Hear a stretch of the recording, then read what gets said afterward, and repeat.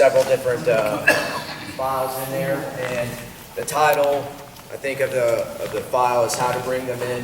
And that's kind of what I'm going to focus on today, is how to bring them in, how to keep them, and then how to keep them coming back. And overall, if you look at the first slide that's on there, it's a quote by Dan Gable, and it says, "Retention within the sport should be even more important than winning at the youth level. Coaches should be coaching for the sake of the sport, not just for the elite young wrestlers." And I solely believe in that. When I look at a lot of teams, that's usually what I look at, is how big a team. When you come to tournaments, how many are they marching in? Because that gives me a thought in my mind, what do I got to deal with for the next few years for this team? All right, they're trickling in, or is an army coming in? I'm thinking about what am I dealing with for the teams that I'm having to compete against. A little bit about myself. I grew up in Gwinnett all throughout my life. I graduated from Collinsville in '96. I wrestled for Coach Ramos, and went to UGA, wrestled just with their, it was now the NCAA, I guess, the club level. And then was fortunate to come back to Collinsville, and it was under Coach Ramos and Coach Tiller. And so my program is almost like a mirror of what Coach Ramos did. And for me, and all of y'all have had certain influences, and his influence was pretty great for a lot of people. Why should I try to mess with what he's done? And if I was able to just kind of even get close to what he's done with his program, Coach Ramos, and what he did for Collinsville for 17 years, I'm like, that'd be pretty close. That'd be pretty good to be as close to what he did. And so I've been able to kind of mirror his as best as I can with my abilities. I want to thank Coach Maldonado for doing this. Like Coach Nate from Collinsville said earlier, being with this group right here and maximizing this group is going to help with the legitimacy of our coaching world for wrestling. And the more members we have, the more influence we'll eventually have with GHSA. I think GHSA sometimes over the years just kind of like, they just don't want to deal with wrestling. And a lot of times, wrestling people like us, we kind of just keep taking it. We just always have to modify. Well, eventually, when's it going to stop, right? With 10 classes, when's it going to stop, right? For state championships. So the more members we have, the more legit our group will seem, and then we'll have more influence. So I agree with Coach Nate. We just got to keep getting more members, and then when we have decisions to be made, it can be made from the wrestling body and not just 2 or 3 on the executive committee that maybe don't have the best interests of all the sports.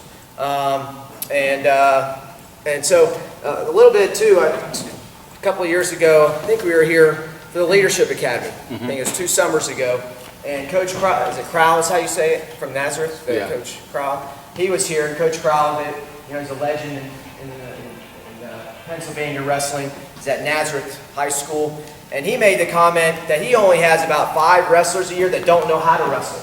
So when he gets kids in, they almost all know how to wrestle. I'm sitting there thinking, well, man, what you're telling me, it's kind of foreign, because we hope to have 5 kids that know how to wrestle usually to come into our program. And so when he's telling this, and he had great stories about how what he does team-wise, and that's great as far as culture and activities and such. But I was saying, this is foreign to all of us, because we hope to have 5 or 6 kids that have some kind of wrestling ability. He only has 5 that don't in Pennsylvania. And so that was much more advantageous for him, and for us, we've got to be able to, we got to be able to work under different standards there. If you look at the first slide there, it says the second slide about Mountain View. So a little bit. This is our 11th year. I opened up the program after I coached at Collinsville for 7.5 years in 2009, and so you can see the numbers there. We started out as a AAA school, and now we're a large class, 7A. And we're not even one of the largest ones. I mean, we're 2,700 students. Which somebody say, well, that sounds like a lot. But in Gwinnett, that might be the bottom 4 schools in Gwinnett. We have Mill Creek, 3-4 miles away, Collinsville, and then DeCule. But Mill Creek's got 3,700 kids, 41 trailers. Collinsville's got 3,500 kids. And so 2,700 kids is where we're at. This is our biggest that we've been. So each year we've kind of got a little bit bigger. If I'm in your seat right now and I'm talking about numbers, I'd be like, I want to know, well, what are your numbers? And that's what I put in that slide there. As I want to know what that speaker is sharing about numbers, if you're going to tell me about how to bring in more people.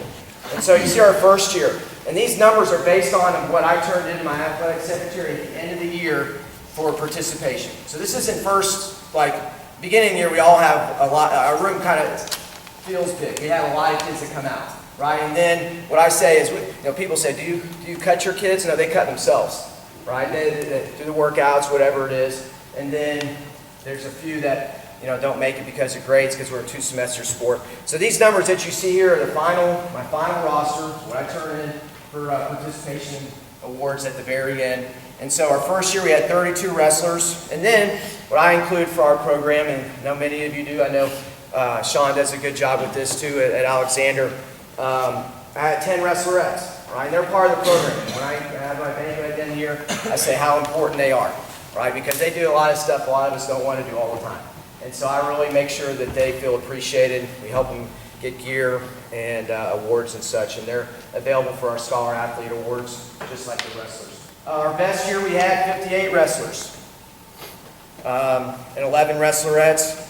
Our average, so then I took all the numbers of what I submitted over 10 years. I have all the forms I've had to send to my athletic secretary over the years. And so we've had an average of 47 wrestlers and 13 wrestlerettes through the last 10 years. And then, looking at the seniors, we have a board I'll get to in a little bit. All the seniors that graduate through our program, they get their name put on a board in our room. It's called the Senior Survivor Board. Or it's a survivor board. Survivor board. It doesn't mean that they wrestle all 4 years, but it's that they finish through our program. They might have only wrestled 2 years, their junior and senior year.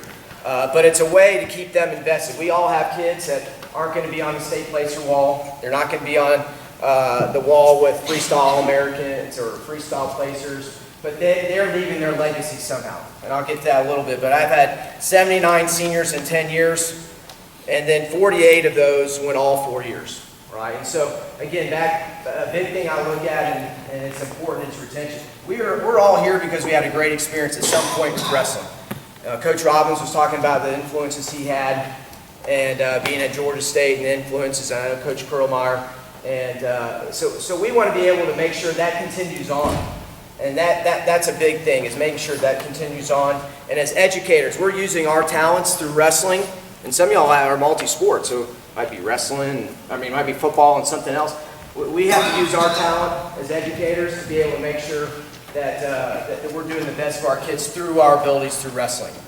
And that's a goal for for me, and I hope that's a goal for a lot of coaches in other sports. So we go to the next slide. It says bringing them in. And I know a lot of y'all kind of have some of the same structure here. You aspire to have a youth club, and that's so important to be able to have a youth club. And so ours is the USA club. We don't have middle school wrestling per se at the middle school. In Gwinnett, we don't have that. So we have to have a USA club, and that's fine. I've had fortunate to have good dads and coaches over the years. But you just have to have kids. You've had to have kids to get them interested, especially by middle school.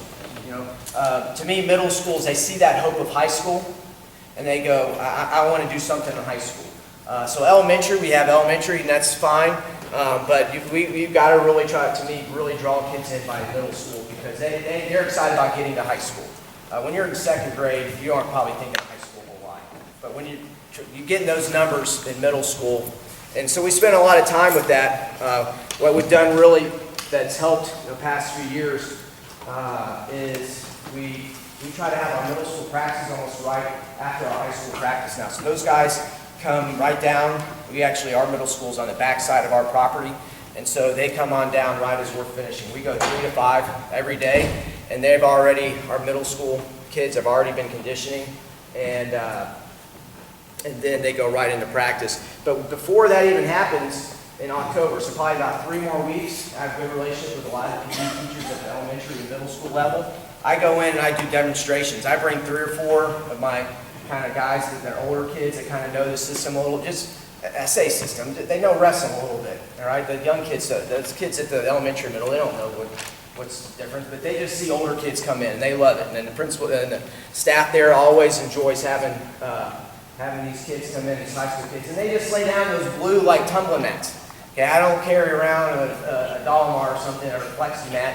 We just use the tumbling mats they have in there, and I'll have my kids, I'll say, here, we do gymnastic movements, so we'll show them walking on their hands, right? We'll do all kinds, we'll do round offs to some of them, if they're talented enough to do back handspring and such. Just the wow. You want the wow factor. When they leave that little assembly for that day, you want them to have something to remember them. And then we start going through drills, common drills that all of us do at the beginning of practice. But I try to, so in a lot of our clusters, we have the high school, then middle school, and then several elementary schools. And so I hit up about I hit about 2 of our 4 or 2 of our 5 elementary schools. Then I go to the middle school, and I spend 2 or 3 class periods there. So in the course of a day, I've seen a couple hundred students. And I take those kids, and they get my high school kids, and they get to miss class for a little bit. I take them to lunch, you know, because the class schedules for the elementary and middle are lit. But I just chauffeur them around. We go there, and the kids love it. The kids that are there, they cheer up my little wristbands about Mountain View stuff, has their Twitter handle, and you know, Coach just said, talked about expect to win. And so I hand those out. Kids love getting stuff. We all have extra spirit where sometimes somebody will ask a question or answer a question, you know, based on a review, and I'll throw out stuff, and socks, whatever I have extra. But going to the schools has really helped us out. And then we'll have some middle school coaches will sit in lunches. Right, they'll sit in the middle school lunches, and we'll hand out flyers through there. We get the school newsletters, right? So I have a contact for all the elementary school kind of newsletters who submits those on the internet, their announcements, and the middle school. And so I send our youth information, youth and middle school information, and I say, can you put this in the newsletter for the next month? And they love it. They're fine. They want to support the high school. We're all Bears. And so each of them, it's in their newsletter. It's in there for a month. And they get newsletters every week. I also make flyers. So I'll have a flyer, and I'll have somebody donate a ring. So a ring is usually about 500 colored sheets. And I go and drop them off at the elementary and middle school PE teachers, and they have like those Friday folders. And so they just put them in the Friday folders. I just say, hey, put these in their folders that they go home to the parents. And so that's how I distribute a lot of the information. Obviously, we use our team Facebook sites and such, but having something in their hands, that's what's big. Getting something in their hands is something that's been beneficial for us. Then up to the high school. We're all at the high school level. And you see there still, or the bringing them in section here. PE classes. I'm a health and PE teacher. I teach weight training and health classes. And that, you know, one of the things is being able to see who's your selection of kids based on, you know, you look at the muscle test, right? You just kind of, oh yeah, you look like you could be a wrestler. And that's been big for me over the years. I just kind of go around and I look at the fittest kids. And all our PE departments probably have some kind of fitness test. I know we use FitnessGram at our school. And so I'll email the teachers, right? A couple weeks ago, they started doing their fitness test, their pre-test. And so I go, hey, who's your top kids for push-ups? Who's your top kids for the pacer test? To do good in push-ups, you gotta be fit and kind of tough already, pacer especially. And they just start sending me a list. Well, then I take their names and I make cards. Okay, and Coach gave me a card from Alexander here. And I make little business cards. And where I kind of got this idea, I was reading a book about Drew Cappy a couple of years ago, founder of Chick-fil-A and such. And Chick-fil-A started in a mall. They didn't start with a brick and mortar store. They started in a mall. And Truett, he was known as mayor of the mall. I think they started on the Greenbrier Mall, not too far from here. And you think about how many times you've got a free Chick-fil-A sandwich. Okay, you haven't got probably as many McDonald's Big Macs or Whoppers, but you've gotten so many cards just from Chick-fil-A. It's something that you go and do. And that's what he was handing out. He would just walk around the mall and hand out cards to get them into Chick-fil-A. Well, I was like, dang, I can do that. I go to Vistaprint.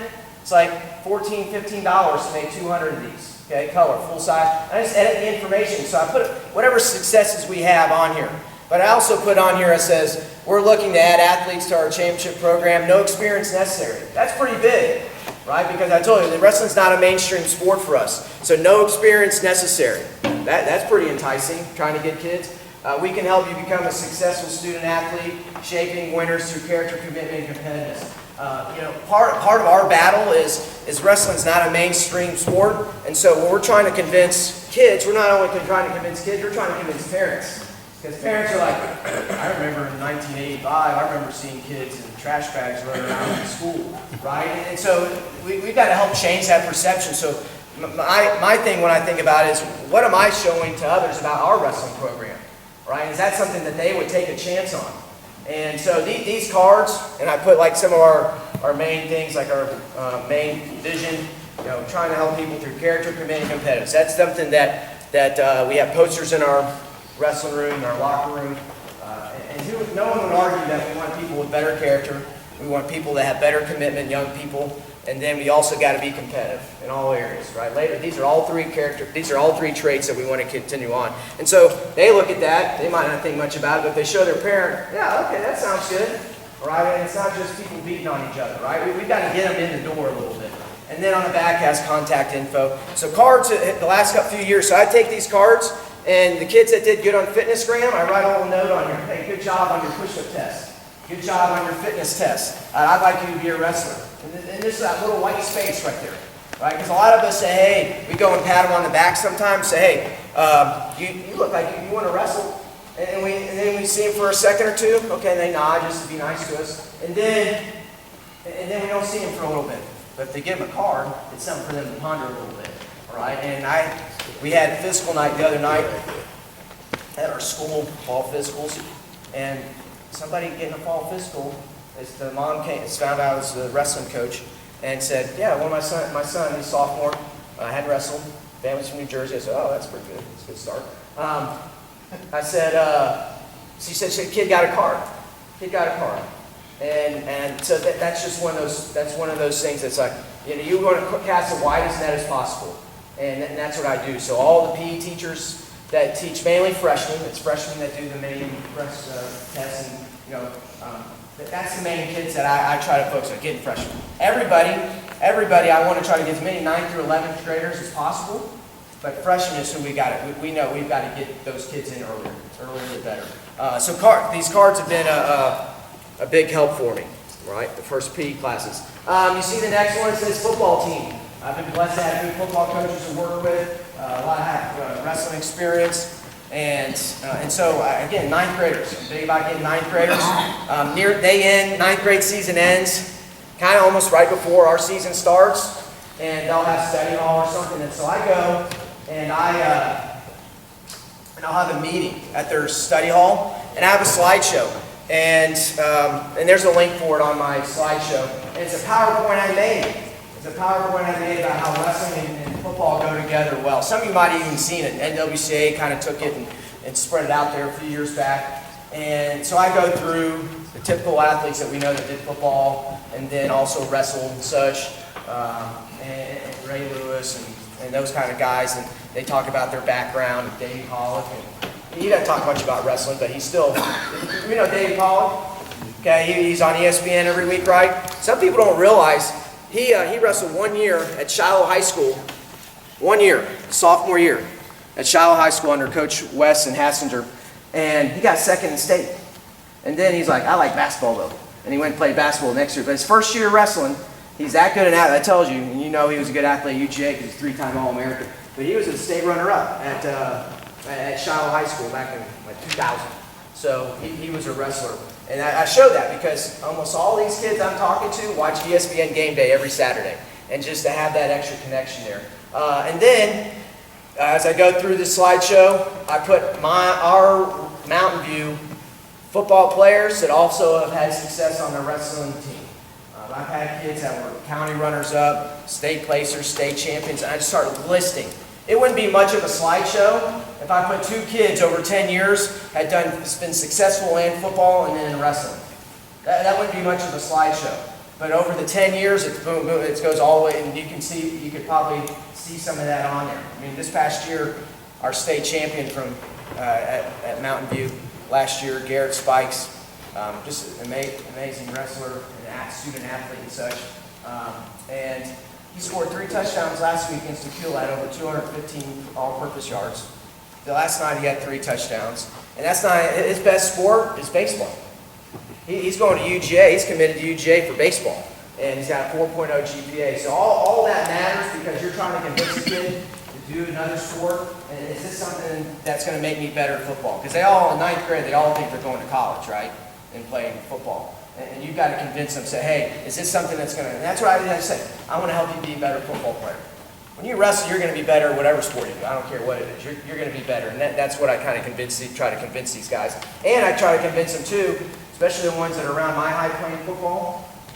I go, look, your coach tells you to tackle that guy who's 200 pounds every week. Okay? You get to tackle someone in wrestling around your size every week.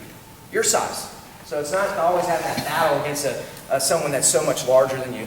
But the last part of that football slide has a little snippet from Kirby Smart. A few years back, Cliff Ramos was inducted into Gwinnett County Sports Hall of Fame. Pretty big for Gwinnett County. We think of all Gwinnett County sports, all the athletes that have come through Gwinnett through the years.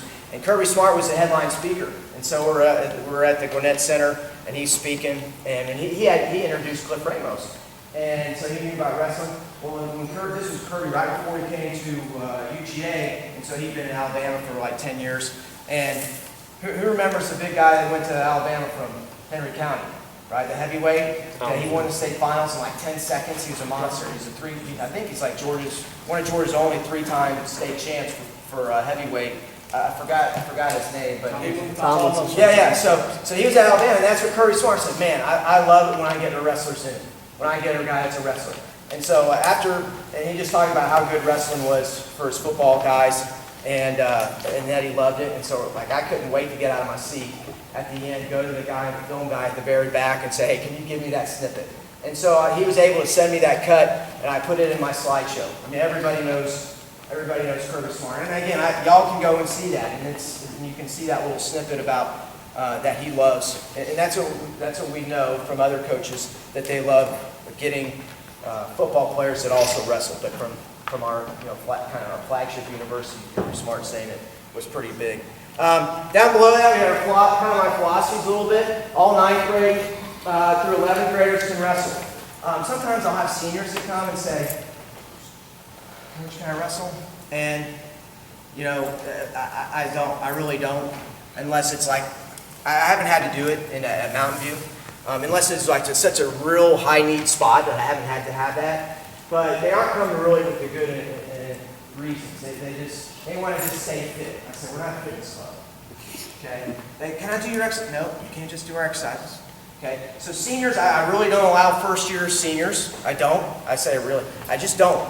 And then I've had kids that would maybe quit. They go 9th grade, 10th grade, junior coach, I got to work. And then all of a sudden, their senior comes around, Coach, I'd like to wrestle again. Sorry.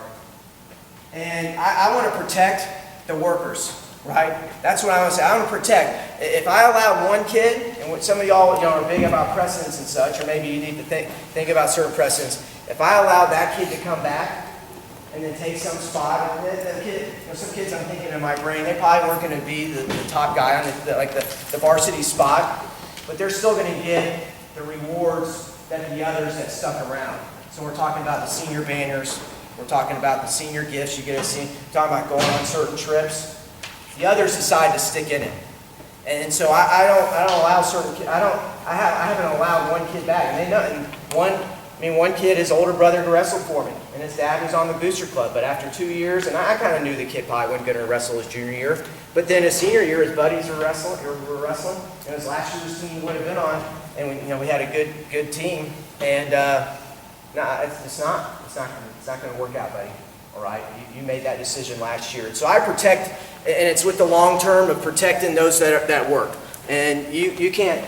I can't afford to have kids always just skipping the junior year. Oh, senior, here we go. Okay, 3 more months. Okay, and getting senior awards and such. So that's just something. 9th through 11th, I've had several state qualifiers that started wrestling their 11th grade year. That's fine. Okay, come on. We need practice partners. We need them in there, 11th grade. Our first year we got a state trophy in 2015. We had a kid, he wrestled his junior year, his senior year, and just had a motor. He was a wrestler, he was a football player, just had a motor. And He beat a kid in the state tournament. He made it all the way to the state tournament. Every weekend was just like, holy cow, you made another round. He made it to the state tournament, beat a kid from Kennesaw Mountain. First round, it was just like, how did you beat that kid?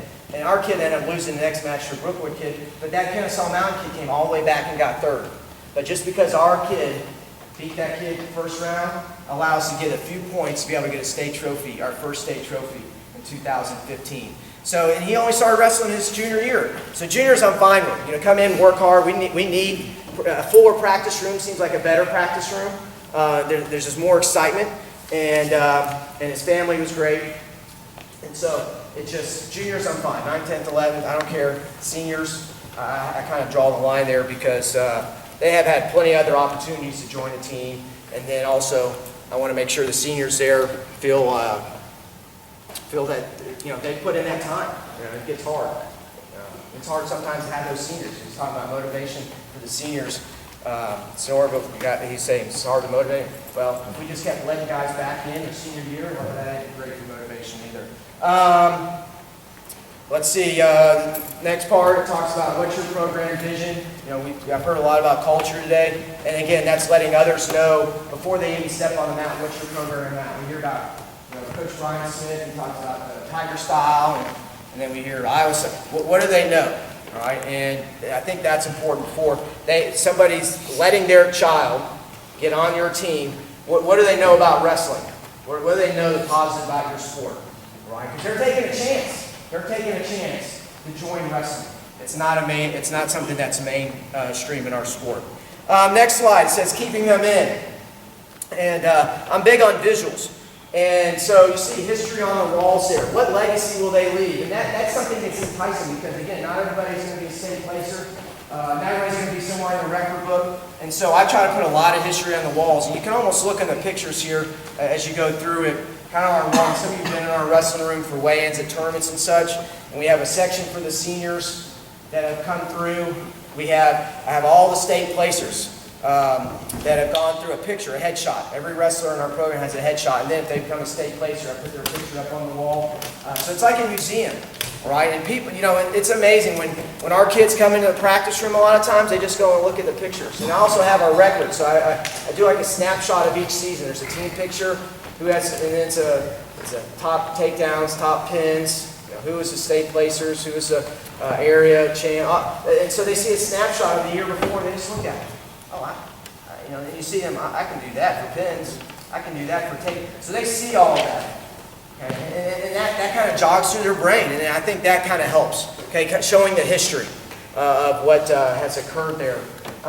So we have state places. We have youth. So we have, you know, 50s, you know, around 50-something youth wrestlers usually each year. And so I have a section too. If you scored points for Mountain View Youth at Kid State, I have a little section. It's just a piece of paper in a frame, but it's Kid State placers. If you scored for our team, okay, for our team. And you know, we talked about training clubs earlier this year. Now, if you're at a certain training club and you never darken the doors of our room, and you place in state, okay, you got to score points for ours, okay, to be on the wall in there. All right, I'm not going to have somebody that says, your room isn't good enough for us at youth, but we'll.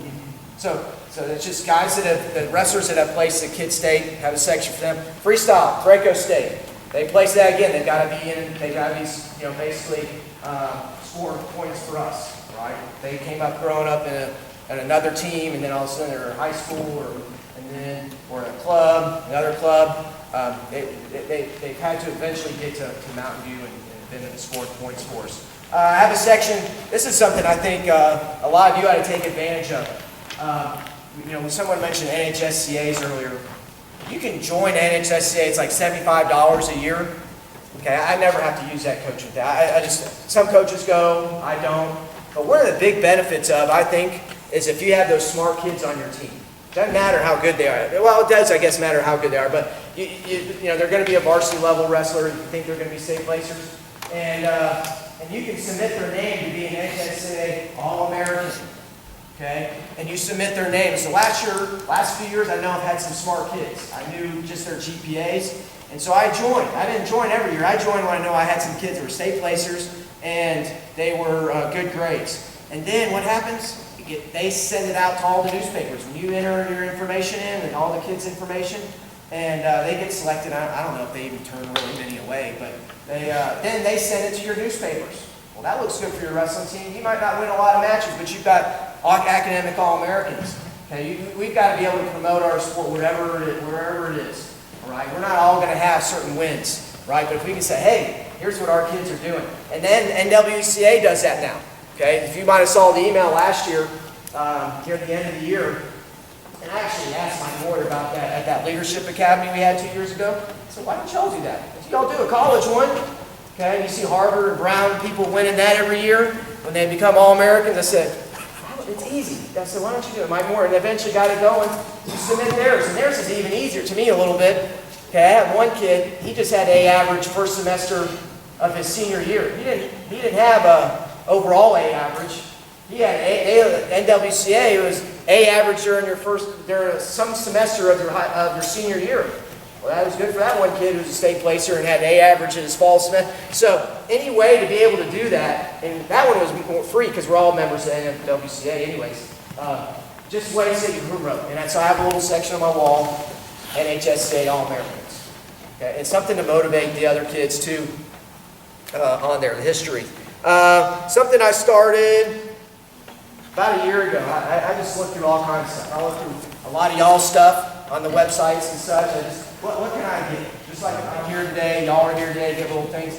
And I saw military appreciation sections at high schools. It's like, whoa. We've all had guys that left our programs that went into the military. And so we've got a banner making machine in our school. And so I had one of our graphic guys, and it's a flag. I don't have a picture in here. And so it has all the SEALs. It has the National Guard, the Marines, the Navy. It has all the kind of different military sections. And I just start putting their names when they graduate. So I've got a couple guys in Navy ships right now. I got some of y'all remember maybe Crazy Jamar had a few years ago. He's in South Korea right now. Says he loves it. And so it's just a place to put. I got a kid there that's in Germany right now. I mean, never wrestled probably one respectable varsity match. He was with us all 4 years. He's on the wall somewhere. And not to mention they're protecting our country right now. How can we continue to incentivize being on a wrestling team? And so I have a banner, and I got 7 or 8 guys now that are on there. I've gone back and put it on there, and it's another way for them to be recognized. And maybe it helps too. The military is always looking for more, and this might help them just a little bit more. But I have a section now for members of the military. You continue to go on there, continue to promote. Wrestler of the Week. Okay, we have a slideshow. Most of us have probably slideshows going through our hallways or cafeterias. Wrestler of the Week. At the end of the week, coaches talk. Who's the top part? Who we think deserves Wrestler of the Week for varsity? Who gets Wrestler of the Week for JV? And then I put it on the slides. So all week, those kids, those two, varsity or JV, their mugshots on the things going through the school. And we have a slideshow that goes through. And then I post it in the locker room. I post it on side of our wrestling room. And I mean, y'all have t-shirts. I'm still figuring out how to get t-shirts for you. Y'all get t-shirts for everything, but y'all have t-shirts for the rest of the week. But I put their faces through the school. I have a bulletin board, right? How many clubs have bulletin boards through your school? I said, I want a wrestling one.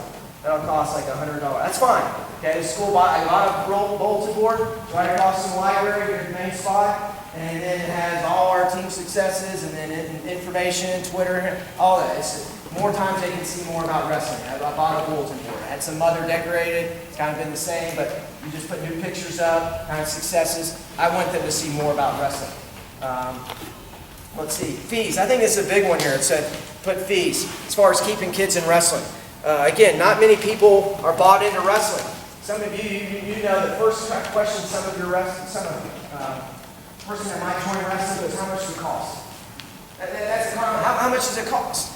And you think about some of the other cut sports, they're astronomical. $400, $500, $1,000 for baseball, $1,000. You got to raise money for football, however it is. And so, and this is something I got from Coach Ramos, continued on, is just low fees. And so kind of what we've had for years, it's kind of been around $135, $150, but $55, $60 of that is just like a short and fight shorts. From usually either from takedown or compound, but it doesn't matter. They get that, they get to keep, and that's what they kind of wear at their events and such. And then the other part, you know, 80 bucks, 90 bucks is what we need just for operating stuff. But keep it low. And so somebody say, how do you keep it low? I have team sets. I have 4 sets of singlets, but I just refresh those. I don't try to have all new singlets all the time.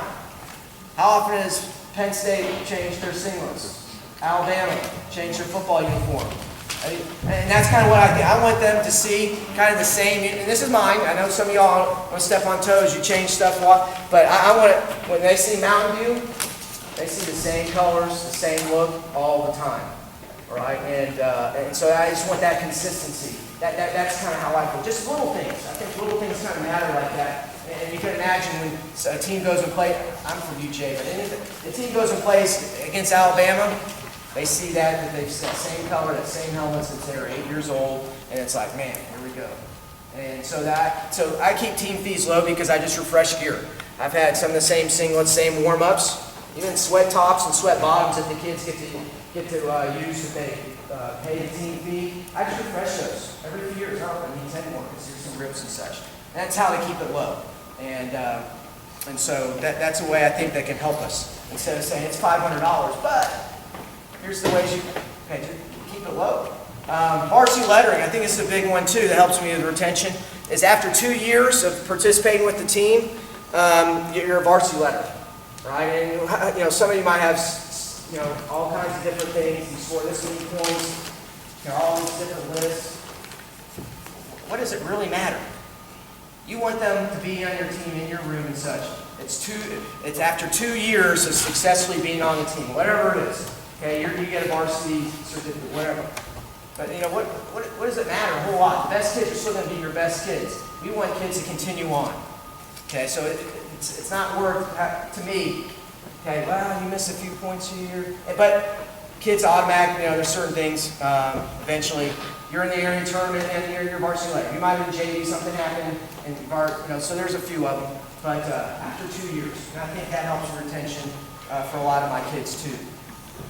Grades, we're a 2-semester sport. I get grade reports every week I can work with administration, they send me a report. But you see there, it says F true, right? And parents, they're entrusting their kids to us. We got to make sure we help them with grades. We're a 2-semester sport. We got to keep them to the next semester too. We're unlike a lot of other sports. We failing everything right now in football. Hey man, keep going, right now. But in wrestling, we got to keep them going, eligible the whole time. And so at the end I have a list, and I have one of my assistants comprise the list. Any grade below a 70, you got extra work after practice. And we got a staircase. Some of you have been in our gym. We got a staircase right next to our wrestling room, and it's 2 minutes of stairs for every F you have. Am I done? That's 30 minutes? 35. Oh, wow. Okay. 2 minutes for every F that they have. They start picking up those grades real quick. Right? They start picking up their grades real quick. And so that's one of the things. And some parents come in and say, my kid gets C's, I want to run the stairs. Right? And so all that's helping with grades. Let's go to the next one. Keep them coming back. Let's see, keep them coming number 2.